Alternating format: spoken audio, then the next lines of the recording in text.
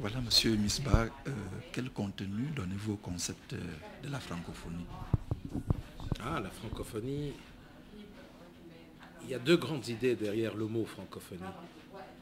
Francophonie avec grand F, c'est l'organisation et tout le projet politique. Francophonie avec petit f, c'est tous les pays géographiques, les régions géographiques, où on parle partiellement ou totalement français. Au point de vue du grand F, c'est un projet politique. Ce sont les quatre piliers de la francophonie: la promotion de la diversité culturelle et linguistique, la promotion de la démocratie et des droits de l'homme, et aussi donner le droit aux femmes. Enfin, la formation, le troisième pilier, la formation, l'éducation, la recherche universitaire, et surtout l'utilisation des nouvelles technologies. Et enfin, nous avons le développement économique et social. Donc, quand on pense à la francophonie selon ces quatre piliers, on peut s'imaginer que nous avons aujourd'hui beaucoup de travail à faire, et les Jeux de la francophonie en sont un de ces grands travaux. Alors, qu'est-ce qui peut avoir amené le Liban à décider d'organiser les présents Jeux? Ce qui a amené le Liban à organiser les présents Jeux, c'est plusieurs choses.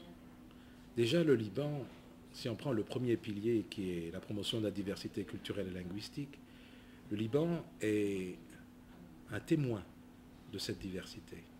Donc, le Liban, par déjà sa position géographique entre l'Orient et l'Occident, par ses populations qui les traversent, par les Phéniciens, depuis l'ancien temps jusqu'à aujourd'hui, les Libanais qui traversent le monde, que ce soit dans l'Afrique entière, dans l'Europe, aux États-Unis, en Australie, eh bien, le Liban est un exemple de cette diversité. Je crois que le Liban aujourd'hui, par sa diversité, par la multiplicité des cultures, par son aspect international, par la diaspora libanaise, accueillera ses frères de toutes les contrées, des contrées qu'il connaît. Et je crois que c'est un des éléments importants. Vous êtes parmi ceux qui contrôlent les Jeux, disons les préparatifs. Si on vous demande au jour d'aujourd'hui, où en êtes-vous? Nous sommes aujourd'hui, je dirais, aux dernières phases d'opérationnalisation. Donc les opérations sont en cours pour les finaliser très bientôt. Nous avons fini la phase de conception, nous avons fini la phase de relation pour pouvoir choisir les partenaires avec lesquels on travaille. Nous mettons par nos opérations en place toutes les structures, les moyens techniques, les équipements, les diverses techniques informatiques, les techniques de gestion de résultats, la beauté des sites, leur réhabilitation, les équipements en tableau, en tous les moyens qu'il faut pour les cuisines, le centre médical, les systèmes de transport. Tout ça aujourd'hui est prêt à être opérationnel. Donc c'est le mot compliqué, opérationnalisation. Donc aujourd'hui nous sommes, je dirais, à 55 jours des Jeux, nous sommes à bien plus que 75% de la fin. Donc il nous reste encore un bon 20%, 20-25% pour pouvoir être prêts pour accueillir les Jeux. Je dirais nous serons prêts sûrement début septembre. Le 15 septembre, nous roulons à 100%. Voilà, il se dit un peu partout que le Liban souhaiterait faire de ces Jeux quelque chose de grandiose. Vous le confirmez? Bien sûr. Je dirais, le Liban a une tradition d'organiser de grands événements. Déjà le sommet de la francophonie, mais aussi le Liban, par sa compétence, par la compétence des cadres qui s'y trouvent, par les infrastructures, que ce soit en bâtiments, en centres, en moyens techniques, eh bien le Liban aujourd'hui a les moyens de faire quelque chose de grand. Mais le Liban seul ne peut pas faire les choses tout seul, de très grandes choses. Il s'associe. Et les liens qu'il a avec d'autres pays, avec des personnalités importantes, je dirais, je prends simplement l'exemple de l'événement d'ouverture.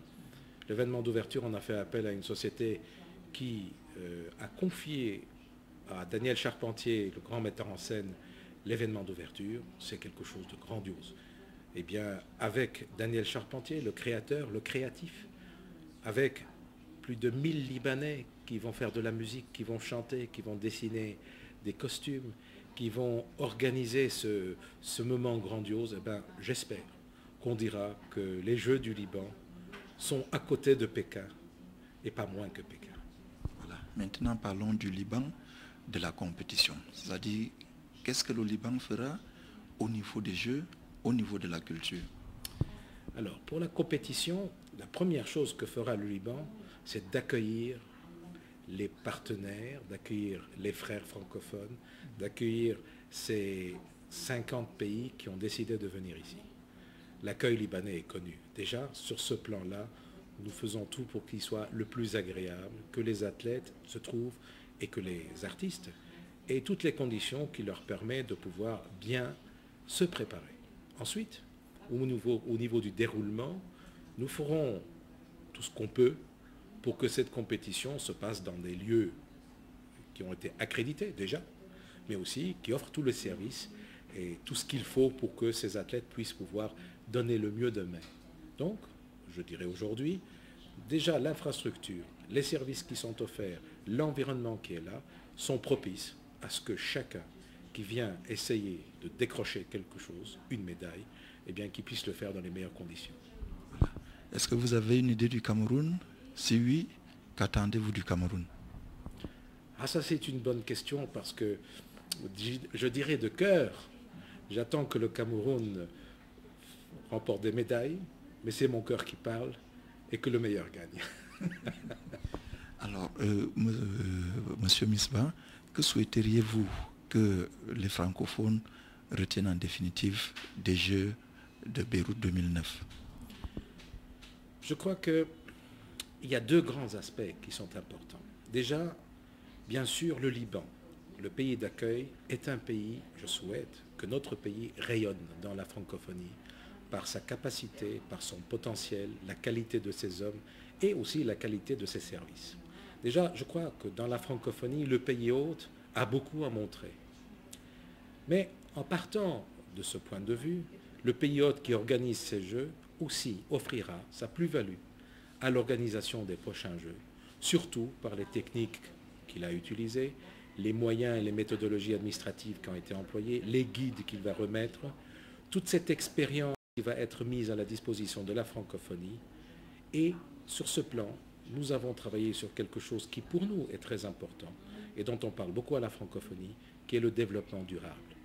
Au Liban, nous avons placé ces Jeux sous l'égide ou sous le thème du développement durable. Ça veut dire que nous avons fait des investissements qui restent pour les Libanais sur le long terme, et quand ce n'est pas le cas, on ne fait que louer.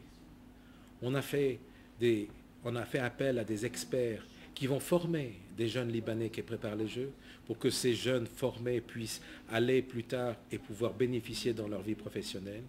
Et enfin, nous avons fait en sorte que l'impact environnemental de l'environnement de ces Jeux sur le Liban soit le minimum. On a planté des arbres, on fait du recyclage de papier, on va faire de la promotion de la limitation d'utilisation de l'électricité, par exemple.